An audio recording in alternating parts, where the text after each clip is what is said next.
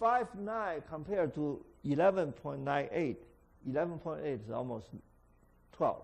And this is almost 6. So 6, 12. Then 11.99 is 12. 12 multiplied 2 is 24. 24 multiplied 2 is 48. This is 47.9. 47.96. So you find that the wavelength increase by exactly factor of 2. Yeah. And that is why we call this decomposition dyadic. Yeah. Each time it increases by a factor of 2. So we have 2, 5, almost 3, almost 6, almost 12, 24, 48, 96, and so on, and increase. Not only that, if we take each component and we do a Fourier spectrum, what the Fourier spectrum look like? The Fourier spectrum look like this. And each one looks almost the same. They are very similar to each other. Yeah.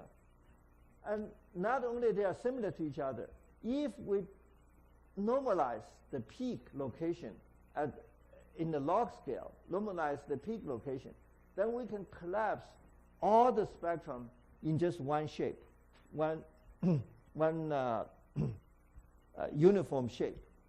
And here, what it means is that the peak location is exactly a factor of 2. But within this, there's a wide spread of distribution. It's not exactly every wave. It's 3 points or 6 points or 9 points. It has a pretty wide distribution. Not only that, there are, for example, from this we cover all this scale. For this we cover that scale. In between the two, there are some common areas. This common area means leakage. That means if your wave has a wavelength right here, it could be belongs to this component. It could also belong to that component. So the division is not clear cut, but locally it is. In other words, if I have certain period here, then the next component will have the twice wavelength. It may have somehow mixed, but locally they are dyadic. So if we can collapse all this, and what that means that the area of each of this spectrum, the normalized spectrum, is constant. And the normalized spectrum constant, written out in the form, is that the average energy of each component squared, sum up divided by the total number is the RMS. So RMS, if we define RMS as energy, the energy then the spectrum, this wave is plotted in log T scale. And if we normalize this log T scale, what we had is that if the spectrum written in log T and integrate with respect to log T, the area is constant. And this statement is exactly that this area is constant. And if this area is, remember, that is one observation we made and one result we got. Then we will do a different thing. The different thing is that the energy density is by definition spectrum in terms of omega, d omega. See, integration of spectrum give you RMS wave height, yeah, the mean energy. Now we will write this slightly different. We'll write this as energy in terms of frequency spectrum equal integrate with frequency. But frequency, omega, is 1 over t, 1 over period. So if omega equals to 1 over t, d omega equals to dt over t squared. So we made a variable change from omega to t. We have this formulation. And this formulation is dt over t. dt over t is d log t. So integrate with respect to log t, then this means integrate of this spectrum plotted and normalized in log and integrate with respect to log over t. That's our total energy. So what this says is that if you integrate the whole thing, this part is the this part is exact this part. This part is the area of this spectrum. So the RMS height actually is that spectrum divided by the total length, total time. This total time, the time, even though we normalize the shape, we get the same. But here, it's from, this is on log scale. So it's from log scale. This covers much wider region in the in time and in frequency. So by this manipulation, what we got is this total area of the spectrum. We can get this form. And once we get this form, then we use the mean value theorem. So if we have a variable integrated with respect to this, then what we can have is a mean value of this multiplied by that. This is mean value theorem. So if we have that, because this is a constant, as we know, this is a constant because this total area is constant. So if this is the constant, then Tn times Dn will be constant.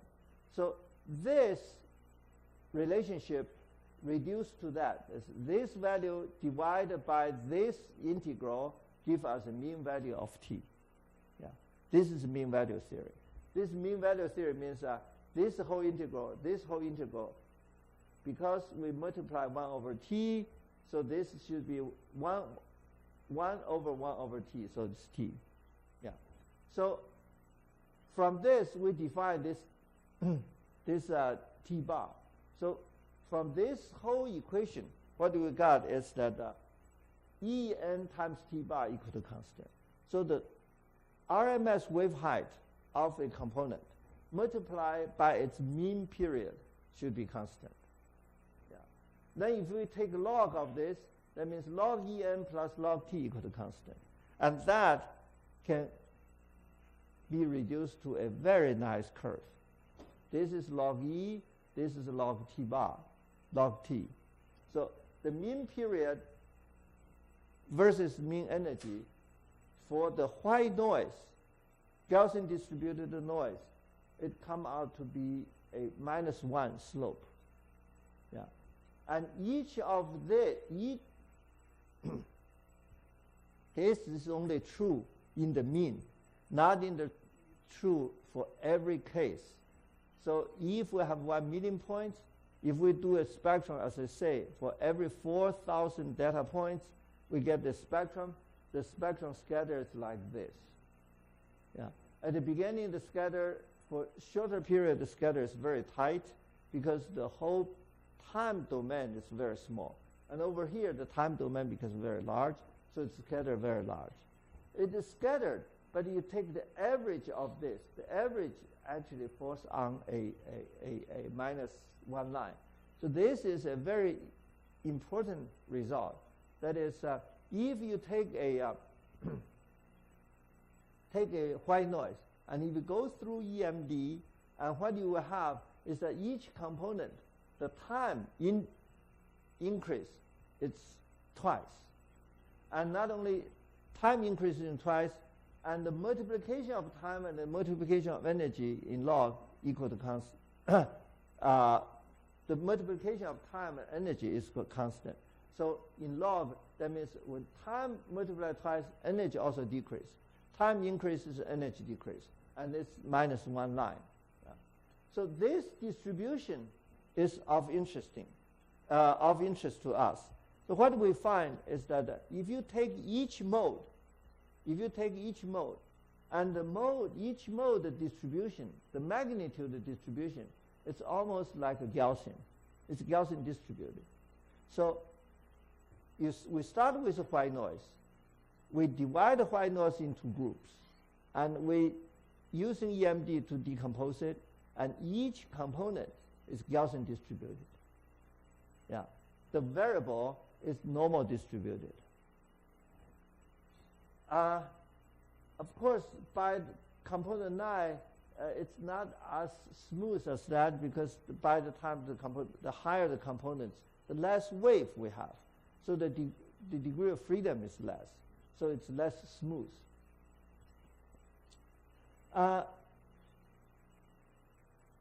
There are a couple of theories which I find extremely useful.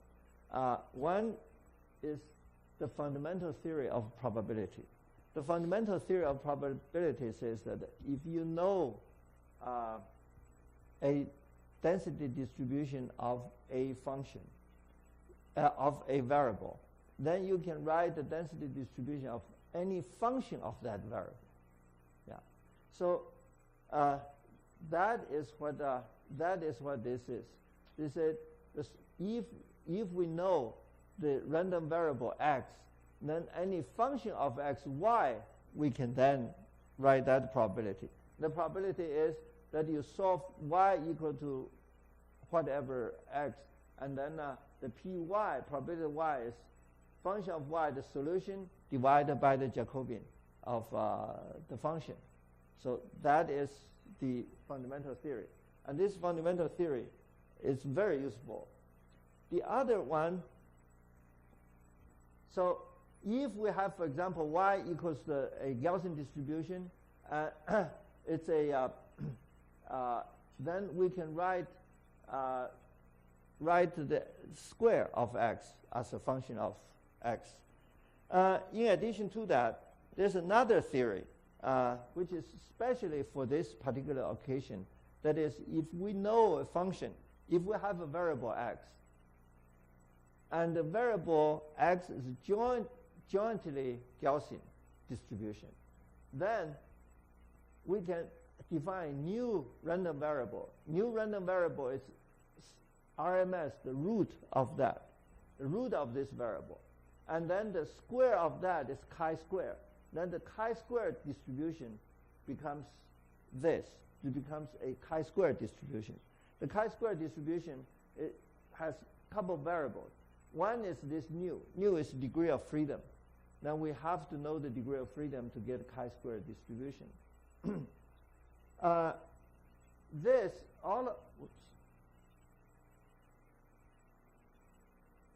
of this you can find in the Populus book. Populus book is a very, very popular book. We give you the reference, standard reference in probability. So if we know a joint probability of x, then if y is defined as square sum of the variable, then we can define y as a chi-square distribution.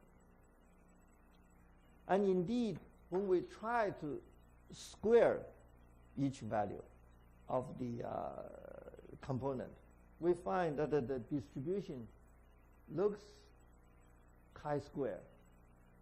It's no longer Gaussian. It becomes, because it's now all positive. Gaussian means positive and negative. Here now we only have positive value. So to write this into a chi-square distribution, we have variable x. X squared plus x1 squared plus x2 squared plus all that square give us not only the total energy, RMS energy, it actually gives us the total energy because it's x squared all the sum. Okay, so because x is random, is normal distributed, so n times E squared, that's the total energy, and total energy distribution is chi-square, and total energy chi-square is written in this form, yeah, based on the previous definition. Then from that, we can make a very simple change by taking the n out. So probability density of n then is n times the probability of that. Because this is the probability, so this is the probability of the NE, so probability E is the n equal to that. And here we have the mean energy as well as the energy of the particular component, which is the random variable. If here we made a simple variable change, we define E as e to the y, e exponential y, then we can have this NEY raised to that power, and E times this is actually EY, NEY. So we will have a total distribution like this. And total distribution, this EY and that EY cancel this minus 5, so you actually can factor out the NE times Y minus E over E bar. E bar is the mean energy. And this involves a degree of freedom. Degree of freedom is something which the statistician liked very much. If I give you data, what is the degree of freedom of the data? The degree of freedom depends on how many points you have. Each point is random, so if an n point is n degree of freedom. But if we convert this into a Fourier transformation, for example, Fourier spectrum, then each spectral element is a degree of freedom. Now in our case, the degree of freedom, the data, the degree of freedom should be the degree of freedom of the total number of points. But how about each component? The degree of freedom, if each component's degree of freedom is also the degree of freedom of the point, then the degree of freedom we have, because data can be divided to, say, m number of IMFs, then a degree of freedom increased. That cannot be true. So here, we propose a new degree of freedom. The degree of freedom is proportional to the total energy of that particular component. If the component has lots of energy, that means it's freer than the other. The influence of the total result is more. So we here, the share of degree of freedom is proportional to the share of energy. This is our definition. The total degree of freedom doesn't change, but for each component, how much degree, how free can it change, depends upon how much energy it has. Yeah, this is something which we propose, we postulate, and if we do that, then we can have we can rewrite this in terms of a variable and the degree of freedom, and we use the same thing here as our variable change. This is the same equation as before, and once we have this equation, because this is a known number, this is the mean energy, and this is the variable, so we factor this out. If we factor this out, we have a y here. We factor this out, we have e. We multiply e divided by e. So we factor this out, we have e. E over e bar minus y. And that is the whole expression. So probability density function of y equal to this. If you read our paper, there's a typo here. The typo in the paper was written as e over e bar minus y. That's over minus y. That's not right. It's e over e bar minus y, not e over e bar minus y in the denominator. So there's a typo in the paper. Once we get to this point, then we can be free to make simplifications.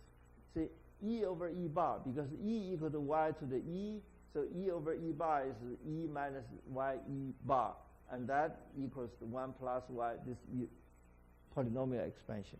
Yeah. So the rest of that is just algebra, and we can write out in terms of the y minus y bar. Remember, y bar is not a variable; it's a constant. So we can take this whole thing, define this as a new variable. And once we define that new variable, then the whole thing will be y minus y bar squared. So if y minus y bar is not large, we neglect the higher power. Actually, what we got here, it's almost a Gaussian distribution. Even though it originally is chi-square, but after all this reduction, if it's y minus y bar is not very large, we reduced it back to a near Gaussian distribution. Yeah, the Gaussian distribution, the sigma is NE bar over 2 inverse. So that's our Gaussian distribution. Once we get a Gaussian distribution, then we can calculate the error limit. The probability density function of minus infinity to any fixed value divided by the total probability, we define that's alpha. That's the limit. And this alpha, we can then be calculated. For example, we have, if we say this alpha equals to 0.1, then that means we can only integrate this minus infinity to y alpha. Y alpha will have to be minus 2.326. If we choose this to be 0.5, then that becomes minus 0.675. So that is that is the value. And if we take if you take this to be half, midpoint means then this alpha equal, the integrate this y has to be integrated to 0. From minus infinity to infinity, integrate to 0 is exact 1/2. Yeah. So using this alpha as a guide, we can calculate a different, the first 25th, 75 percentile line. And because of y minus y bar is very small, and the sigma, as I say, over here, this is our sigma. One inverse of that is our sigma. So this is our sigma. So then y minus y bar equal to k sigma, k times sigma. Sigma is now equal to this. This k is what we want to look for. And y minus y bar equal to k. Now also remember, log e plus log t equal to 0. That's the overall minus 1 line. If we define log t bar as x, log y bar as y, that means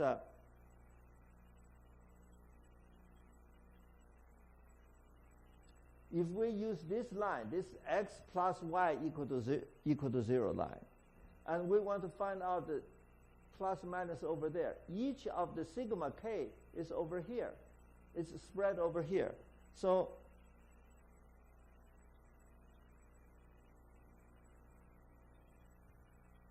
that's k sigma is the spreading. Sigma is here. K is the value. If we want to find a 0, then 0 sigma, that means the mean point. Then we can get the corresponding k. So finally, we get a y minus x plus k equals to n times this t bar. And because t bar equals to x, so we write this t bar as e minus x. So we have a very nice curve give us the error bound. And that error bound actually is given by this. This is the error bound. Yeah. So this error bound, compared with our data, we actually confine all the data into the error bound. This error bound, this is a 95 percentile error bound. Yeah. And that includes most of the points. Only a few points come up because it's 95%. And this is an extremely interesting result. This result, by the way, when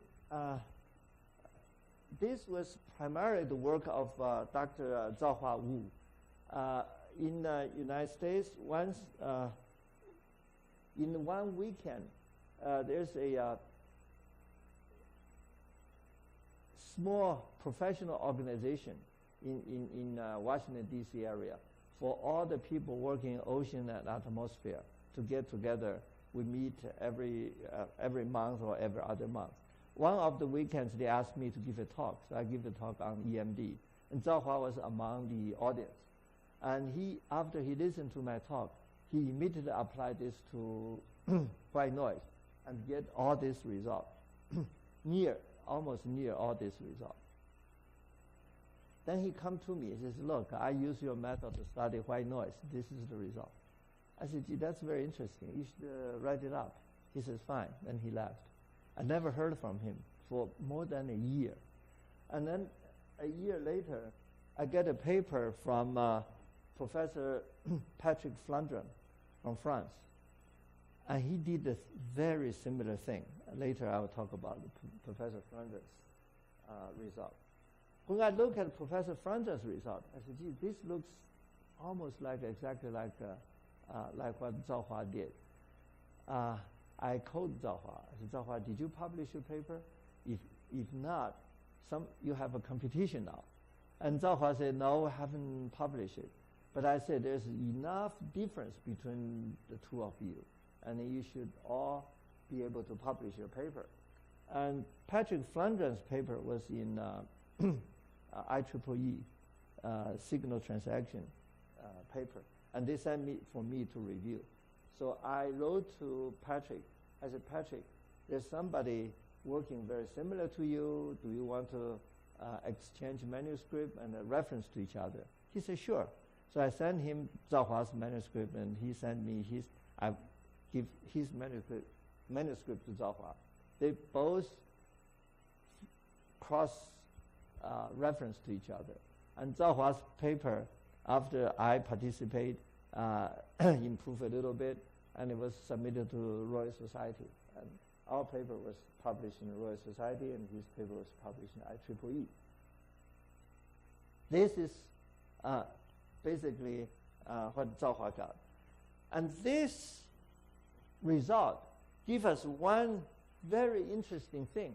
That is, if our signal, I will give you a signal, if the signal result all reside within these two lines, then actually statistically there's no way that you can tell whether this is noise or not noise. Maybe the signal is all noise. But if the signal has components come up here, then we know that particular component has a 95 percentile probability it's not a white noise. So in that way, then we can actually find a method to assign statistical significance to each component, whether they are most like noise or not noise. So let's take an example. This example is called SOI. SOI is Southern Ocean Oscillation Index. Southern Ocean Index, it's a number that the oceanographer comes up. What it is to measure the pressure difference between Tahiti and Port Darwin, the surface pressure. And the ocean actually oscillates. When it oscillates in one way and it oscillates in another way, the oscillation time scale is very long. And turns out that this Southern Ocean oscillation is closely related to the El Nino events, the El Nino La Nina events. So whether the equatorial ocean will be warm or not warm depends upon the Southern Ocean, how the Southern Ocean oscillates, or vice versa. So this is the overall data collected from 1930 all the way to almost now. So if we process this, we get many components over here. So this is about 10 years. So this is annual cycle. This is twice biannual. That's 2 years and this is maybe more than a year. By the time you come to here, this is almost a decade. Yeah. So this oscillation has a very, very different scale. But this data is much more complicated than the length of day data. All right. So if we have this data, we're decomposing that. Then we project this data onto the what happened? Yeah. If we project the data to the 99th percentile curve like this, what we have is that it depends upon where you put the first point. If you put the first point just inside, just outside this, or just outside that, you get a two strand of data. So suppose we look at the red point. The red point means that the first point is barely made it as a noise. So that is the most stringent criteria. If you do that, you find component numbers 4, 5, 6, 7 are way above the 99th percentile curve. Yeah. But if you put this already outside, then all of this are all signal. So what I usually do is I will put the first point right along the line. The reason that the first point is right along the line is that usually the first component does not have a whole lot of information. See, if it's white noise, it's typically 3 points. You have one wave. The 3 points, one wave, usually does not give you confidence in the wave shape. So I usually put the first point along the black line and to see what happens. If you put the first point on the white line, you will get only 4, 5, 6. 4, 5, 6, 7. 4, 5, 6, 7 is the 1, 2, 3, 4. 4, this is 1, 2, 3, 4, 5. It's about every 2 years a peak. Then every about 3, 4 wave, and then eventually come to decades. So this means that from a few years, a couple years, it's almost the El Nino scale. So El Nino is not noise. El Nino is, in this particular case, in this particular set of data, El Nino is already a signal. And not only that, all the all the decadal, by the time it gets to 10 years, and that's definitely not noise. But anything longer, it's hard to say, because our data is not good enough to decide whether the last 2 points is a cycle or not a cycle. Yeah. If we have longer data, this may be different. But for this data, the last 2 components, it's hard to say whether it's noise or not. So this gives us a very good indicator of the statistic significance of a component. Now, the summary is this. So not all IMF have the same statistic significance. Certain data are more significant than others. Yeah. And based on the white noise study, we have established a method to determine the statistic significance of each component. The reference here are the 2 papers. That one is by me, by Zhao Hua and me in the Proceeding Royal Society. The other one is by Patrick Flandrin in the IEEE signal processing.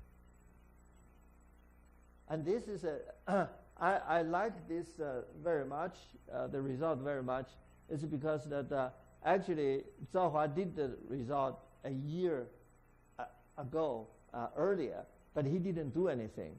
But I happen to know Patrick Flandrin, so I can link them together. And by the way, Patrick, that was the first. I know Patrick for a long time, but this paper was the first time that I actually discussed with Patrick about the method.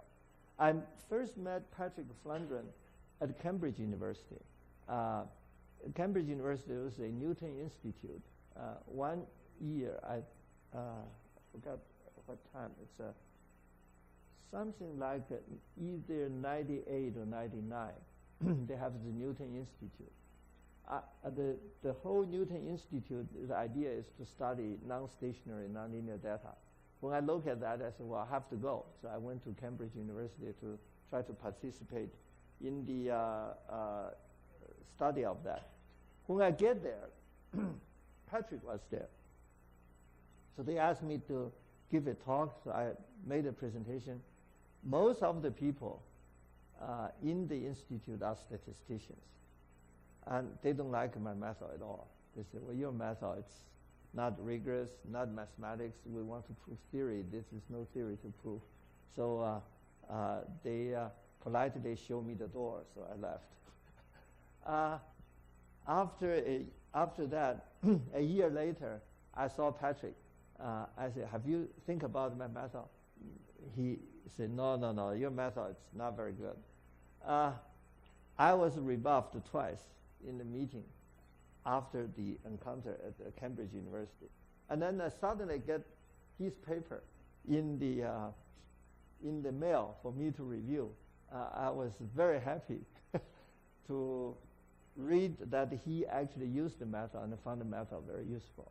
Not only that, he actually said that the empirical decomposition is a filter bank. It's a dyadic filter bank. And that he proved that. Let me show you how he proved it.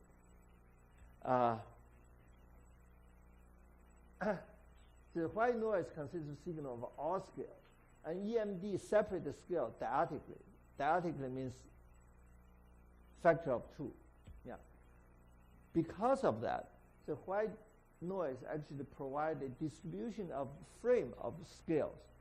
So each scale, every scale appears, and it gives you a very short wave, and the second line is twice that, and third line is even more, and so on and so forth. What Patrick did is, as I say, the first one is use EMD as a filter bank. The second one is that he used this to interpret the application and get even further. Let me show you how he did it. What Patrick did was that he applied this. Zhao Hua applied EMD to white noise only. But Patrick is fancier. Patrick said, no, I don't want to apply just to white noise. I want to apply to a fractional noise. A fractional noise has a property of the correlation function is given by this form.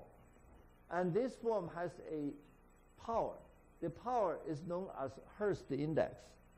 And Hurst index, if Hurst index equal to half, it's Gaussian, it's white noise.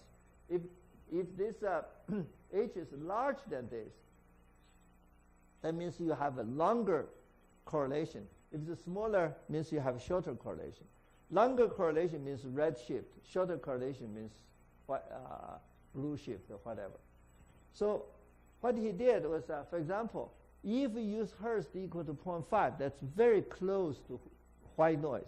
You can generate the data like this, and this data has to follow that Hurst index given correlation function. If it's 95, that means we'll have a very, very long correlation, but we lack a short correlation. The data looks like this. So this data and this data are very different because of the basic structure is different. This has lots of short scale. This has very few short scale oscillation. Now, if you use EMD to apply to Hurst index from 0.1, 2, 3, 4, 5, 6, 7, 8, all the way to 9. By the time you get to 9, it's almost look like this, which has very little short information.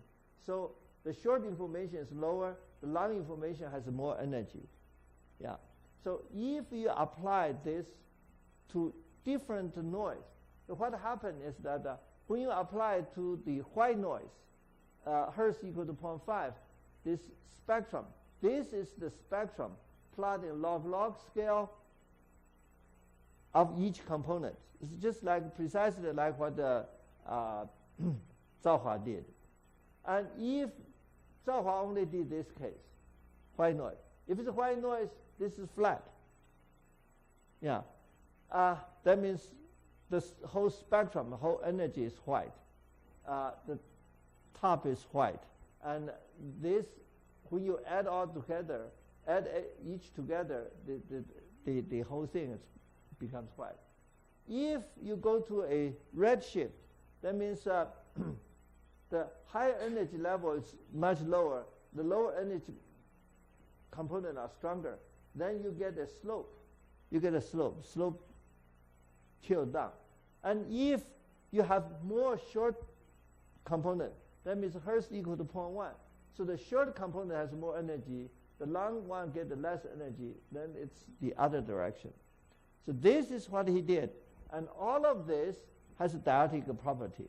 And so that's why he said that EMD is a filter bank. And this is basically his result. That's it. And what Zhao Hua did is, although Zhao Hua only studied this, but Zhao Hua expanded it to not only he established this is white, but he established the energy, intensity, and the period follow -1 curve. Not only follow -1 curve, he also established the confidence limit of the scatter of the possible range of scatter. And therefore, Zhao Hua pushed this much further. It went much deeper. This is only an observation that the EMD is a dielectric filter bank. And it's nice for him to say that because he's very reputable. His reputation in data analysis is extremely good. He published a paper called time frequency and time scale analysis. It's classic in the field. Yeah, everyone serious about data analysis should at least get hold of that book and refer it back every now and then. So when he applied this method, he realized the power of EMD. But he didn't go further, as Zhao Hua did here, established. Zhao Hua not only know that this is a white noise, but he know that this relationship of this and relationship of this. And that, I think, it's much deeper. So he can also collapse this into one curve. Zhao Hua did it too. And he collapsed almost every one, except, of course, when you have blue shift.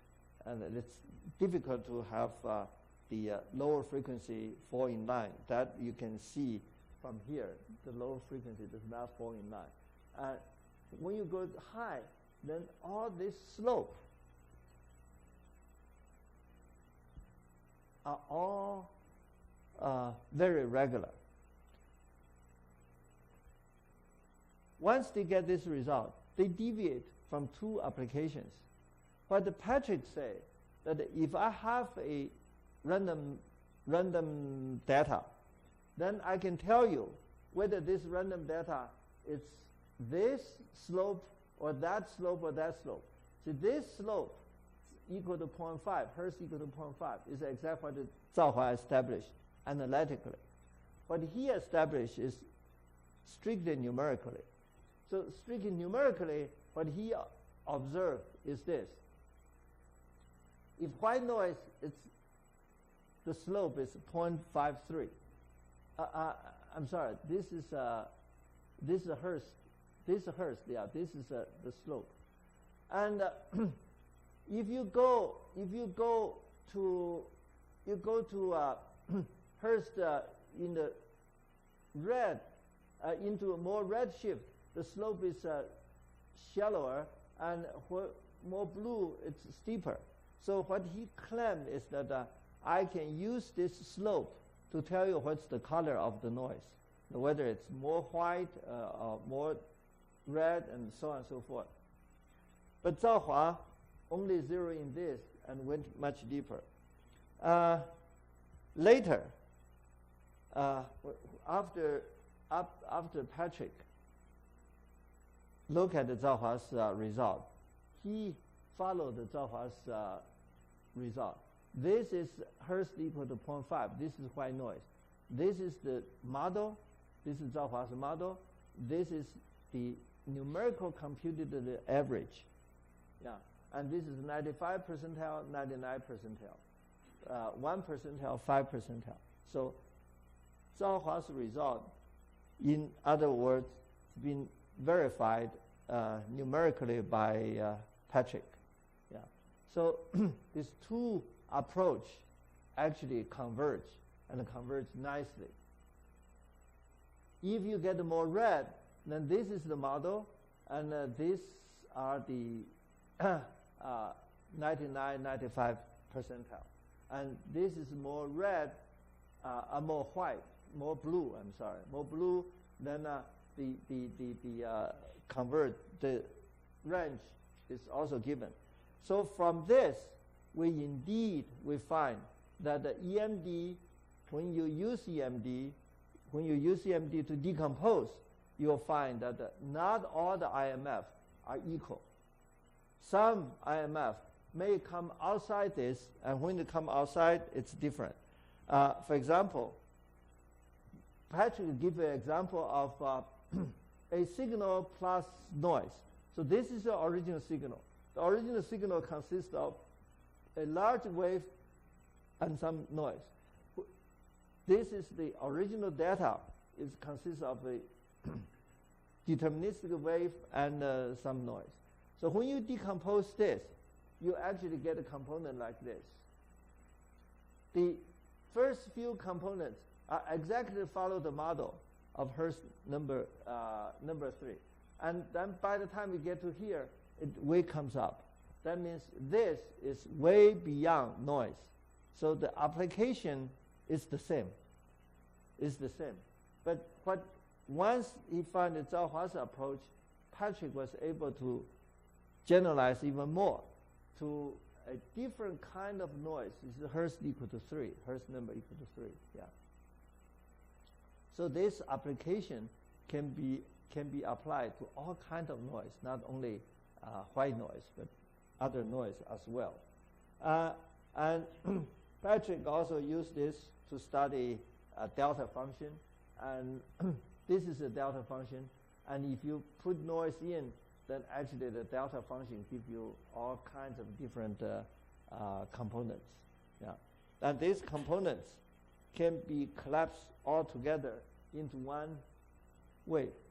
And Patrick was a very good physicist and mathematician. Is the true French style scientist. The French people are very good in math. So he collapsed all this wave,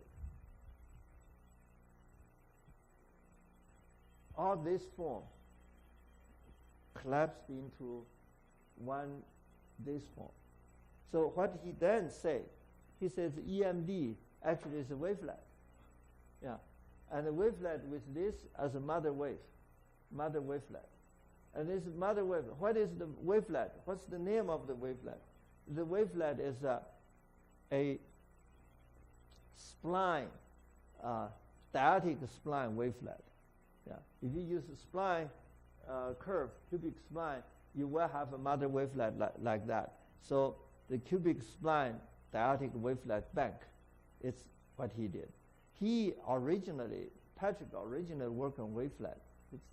Wavelet starts from France, so everybody in France actually will have to use wavelet sometime in their research career. Yeah. So this is what Patrick, based on the study of delta function, he defined EMD as a bank of wavelet, an adaptive wavelet.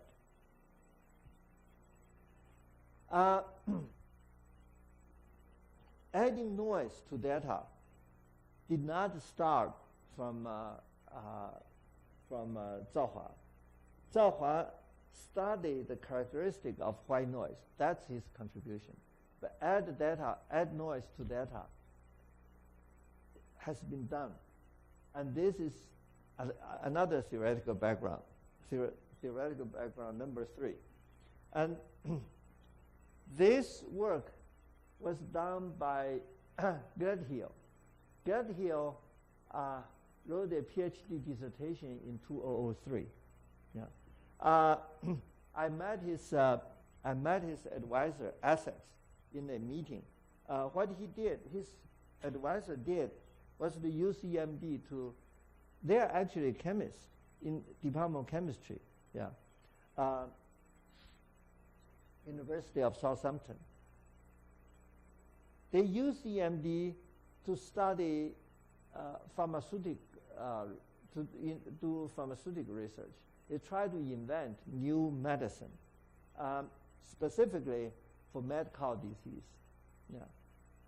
Mad cow disease is not, we get mad cow disease not because this is germ or a virus. It's because there's a special protein. Special protein, it's a very tiny molecule. It's called a pion. This was discovered by, I forgot his name. He eventually got a Nobel Prize. He went to Polynesia and studied the Polynesian people. The Polynesian people has a special custom. When the people died, when the old person died, they actually organized a party. They roast the corpse, the body, and eat it all up instead of bury the dead. So they eat the whole thing, including brain. Yeah. And as a result, those people actually had a very strange sickness. The sickness is just like a mad cow disease. Yeah. The neural control disorder.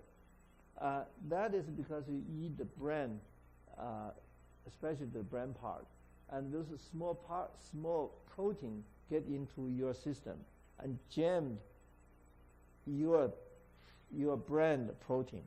Our protein has very long molecule, and each joint has a certain vibration. And if you have this pion get into certain particular parts, it will actually change the presentation of the protein. So the protein changes into a sponge form and is no longer functioning. And people eat the wrong protein and get mad cow disease. How can a cow get it? A cow eat only grass. How can a cow get mad cow disease? It's because the cattle raiser, the people that keep cows, is trying to make more money. They find that even though the cow only eat grass, however, if you feed the cow some protein, the cow actually grow faster and fatter. And when they grow faster and fatter, the meat is tender. So what they did is when they feed the cow, they also feed some meat. How can you feed the cow meat? Meat costs money. So what they did is in the butchery, after they take all the meat away to the market, what's ever left, they all grind it up. Yeah, and grind it up and dried, and then mixed with the feed and the feed to the cow. So the cow actually eat the brain, eat the intestine, eat all the whatever it's not used, but it's still good protein. Yeah. So the cow eat that, and from eating protein, the cow get mad cow disease. Yeah.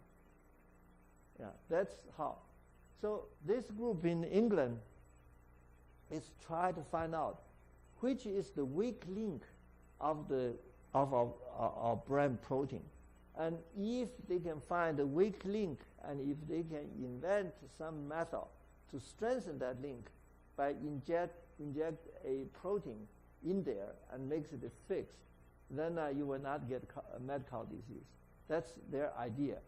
So they try to find the weak link, And because there are so many links, it's very difficult to get to spot the link. They finally use EMD, and at least they claim they got it. They actually published the paper in some chemical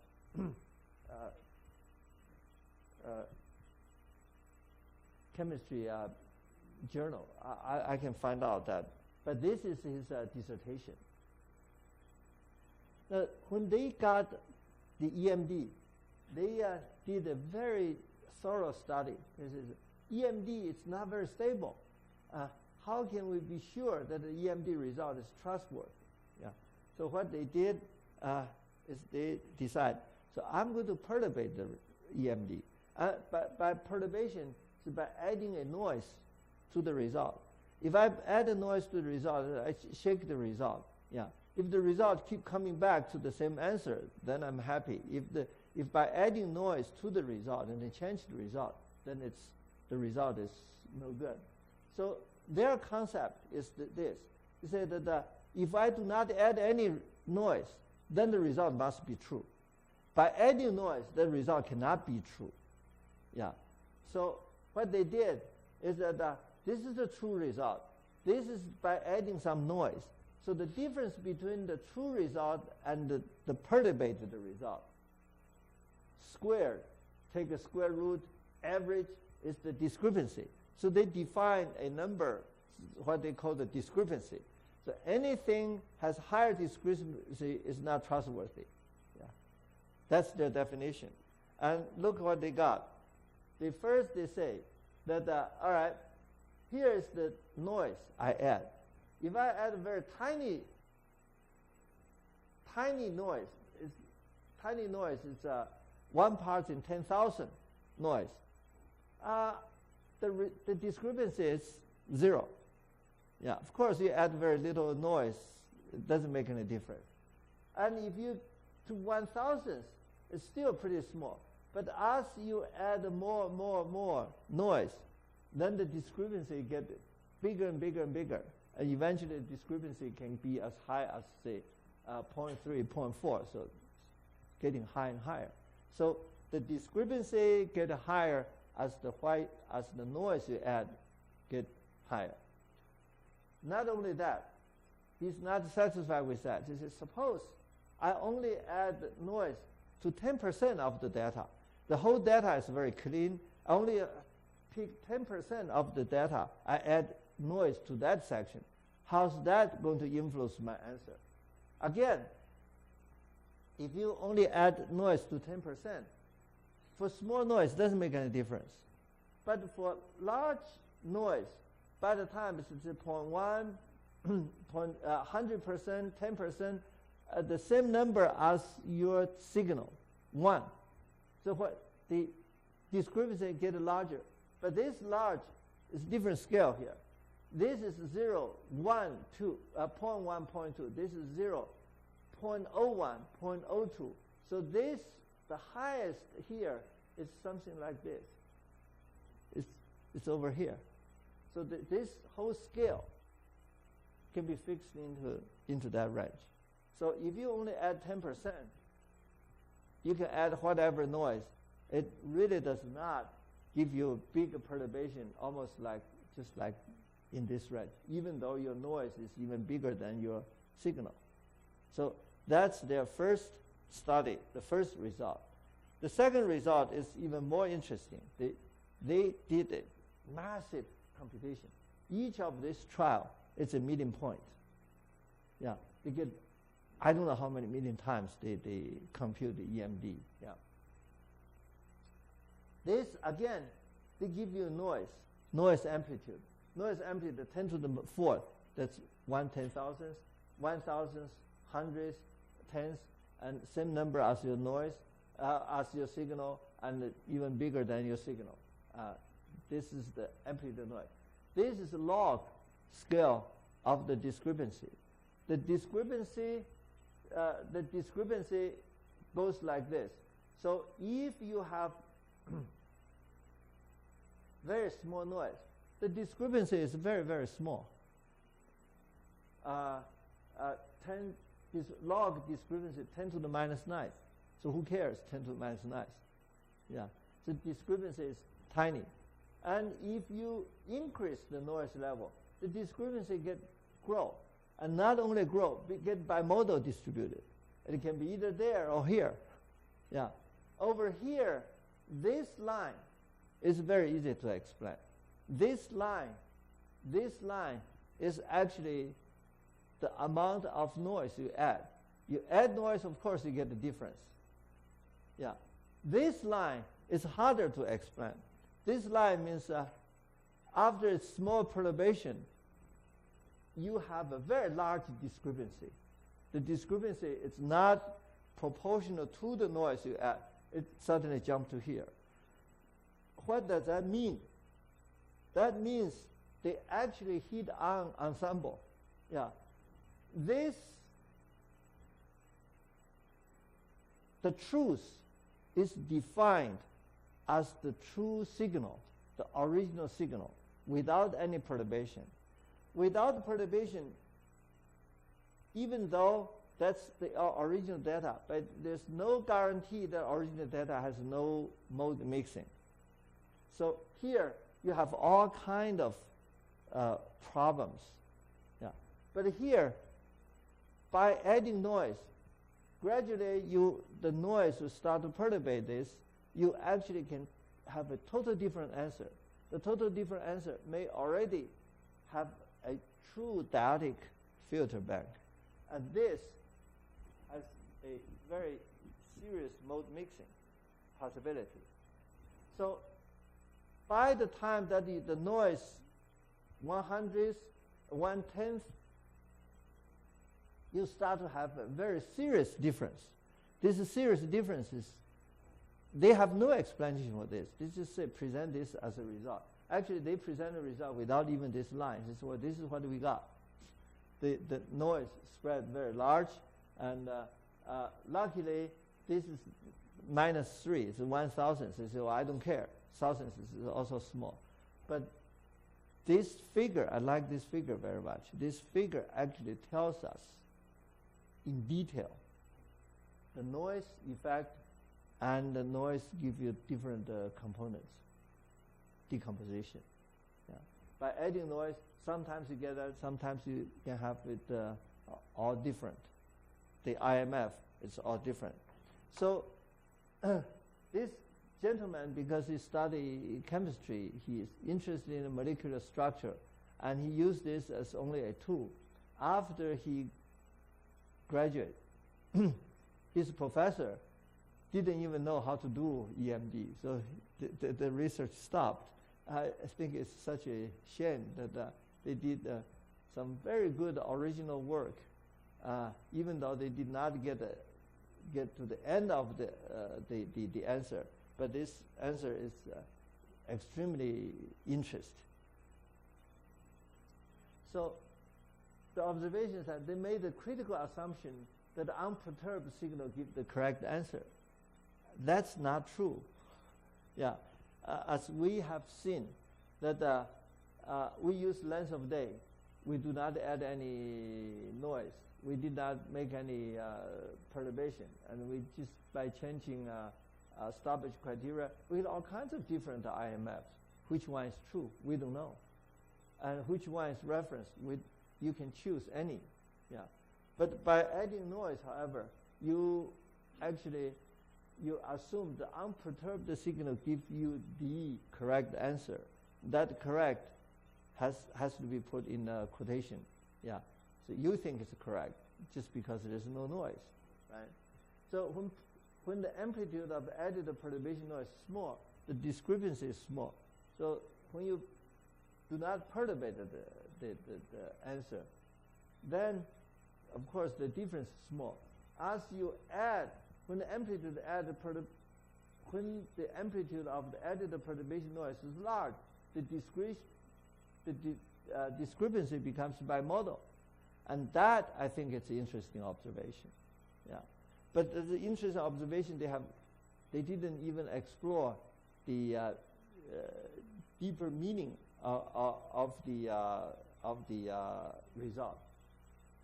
All of this actually the ground is nicely prepared. We have add noise, and actually add noise help us to do decomposition, as I explained at the beginning, a few classes before. Sometimes if you add a little bit noise, the noise is very small, that actually help you do a very good decomposition. And now, through the work of Patrick Flandren and Dr. Zhaohua Wu, we find that if we apply this to white noise, and white noise gives you a very good dyadic distribution of scales. And, and that already made us ready to make the next jump. The next jump is to add noise to the data and decompose the data into its components. And that will be, I only have 10 minutes. I don't want to start a new topic. Let's stop over here for this class. This provide all the theoretical background for eventually we jump into EMD, EEMD, ensemble EMD. And when we jump to ensemble EMD, then the answer will come out to be even prettier. Okay, so we'll stop here. And any questions? Question? Question? If you have no question, then class will be dismissed. 有没有问题啊? Any questions from your side? No specific questions in Tokyo. Okay. Thank you very much. All right. Have a nice day. Bye-bye. Thank you. Bye-bye. Yeah. Sure.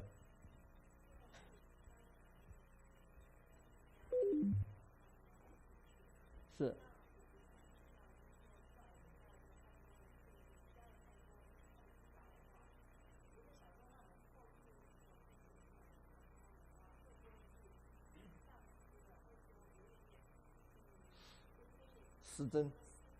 Yeah. Yeah.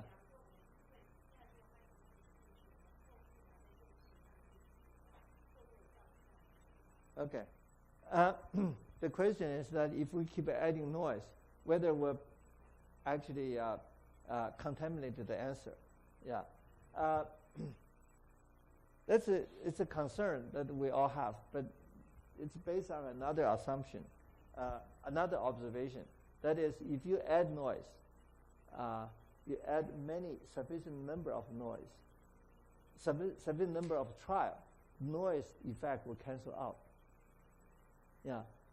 You see, noise is, the average of noise is 0. So you add 1 time, of course, your answer is not right. You add 10 times. Then when you average the 10 times, so your RMS actually decreased by square root of n. Right? Originally sigma. You add 10 times, you divide by square root of 10. So they're still, of course, still contaminated by noise, but the contamination is only 1/3. But if you do 100 times, then they decrease by 10. Yeah, the factor of 10. If we did it by 10,000 times, it decreased by 100. So it's based on that assumption that we believe if you have infinite amount of time, you can do infinite number of times, then the noise influence will be small. Okay?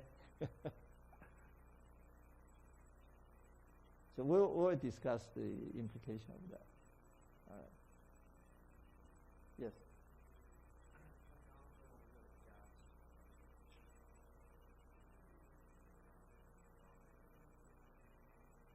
英国的 yeah yeah， 他没有加the British only add white noise of different amplitude.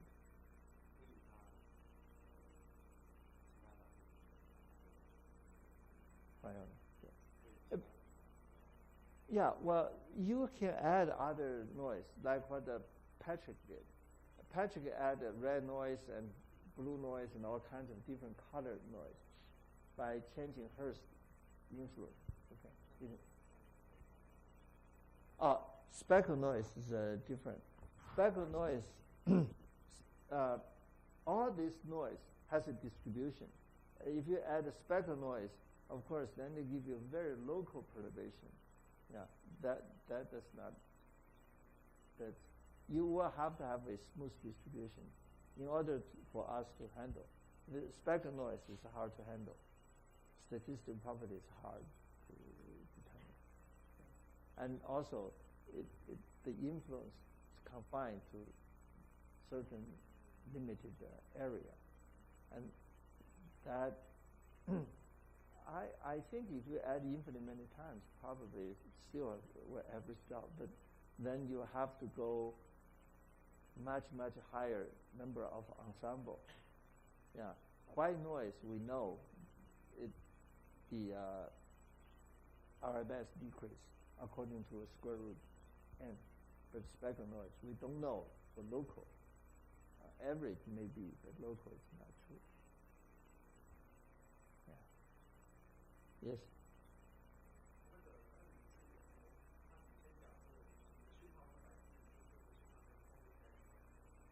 Sure.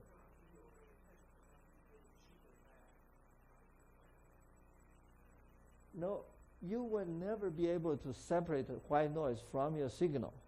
But based on one assumption, that is, I can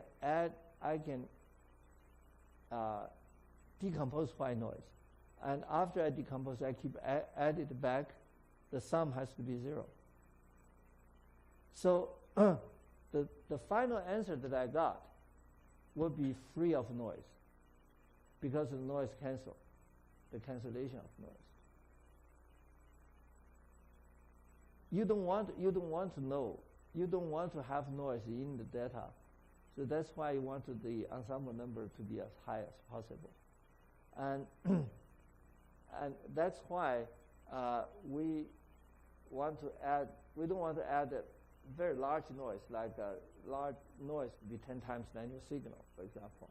We don't want to add noise to be the same amount, same magnitude of a signal either. We want to add a little bit noise just to give us enough amplitude fluctuation.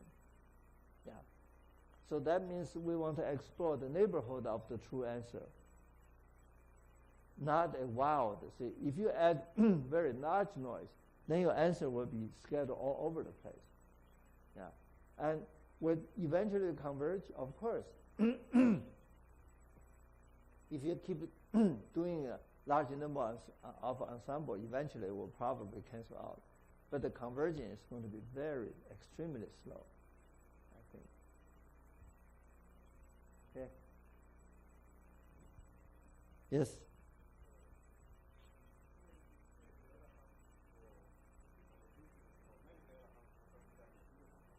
对。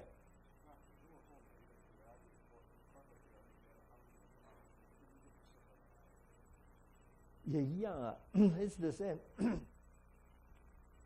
EMD is local, but nothing is as low. You see, we use the EMD. We use extrema. The delta function, you cannot do EMD because you only have one maximum. It's all everywhere is minima. So by adding noise, actually it help you to do decomposition. And when you use EMD, even though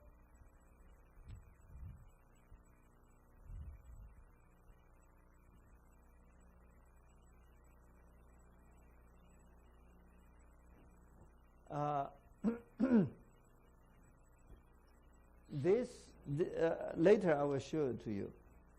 This, even though it looks the same, but they are not of the same magnitude. This is much bigger than this. It's factor of 2. So it decreases. This gets smaller and smaller. And eventually, we won't be able to see. Yeah. Later, we'll see that. This is all normalized. Don't think that you can add all this back to that. No. Yeah. This becomes smaller and smaller and smaller and smaller. Okay. So it almost the amplitude almost decreased by half. So by the time we get to, say, 1, 2, 3, 4, 5, 6, 7, it's 2 to the 7th power. Yeah, it's much smaller. But it was spread out. So if you have many delta functions, do you have influence to the side? Of course, they are. But if you plot a spectrum of delta function, you find that it's concentrated in certain area, still concentrated in certain area. Yeah. Plot a Hilbert spectrum of delta function. It's more local than any of the other methods. Okay? All right. Thank you very much. Bye-bye.